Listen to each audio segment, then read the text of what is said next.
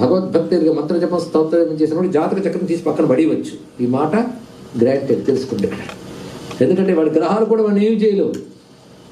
మంత్ర బలం చేత గ్రహాలు కూడా అమ్మవారి అనుగ్రహాలుగా మారిపోతాయి, తెలుసుకోండి.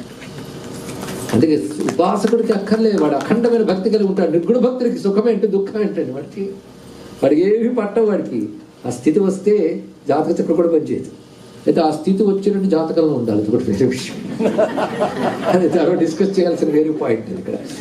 మొత్తానికి మన సాధన మీద మనం చూడాలి, జాతకాల మీద కర్మల మీద కాదు. మన సాధన మనం పెంచుకోవడమే తప్ప జాతకంలో మోక్షం ఉందని ఏదో చూడండి అనకూడదు. ఈ ప్రయత్నం బాగా చేసుకోవాలి. ఇప్పుడు కాబట్టి ఎప్పటికైనా వస్తుంది ఇక్కడ. అంతే కదా, ప్రతిదానికి రేపు పంట పడుతామో లేదో జాతకంలో చూడండి, అలా వండుకుంటాం తింటాం అంతే ఇక్కడ. అలా అన్ని జాతకాలు మన ప్రయత్నానికి మాత్రం జాతకాలు అడ్డుకట్ట కాకూడదు. మన ఎఫర్ట్ ఎప్పుడు ఉండాలి. పైగా జాతకాలు మార్చుకోవడానికి దొరికిందే మానవ జన్మ, తెలుసుకోండి. బాగా గుర్తుపెట్టుకోండి.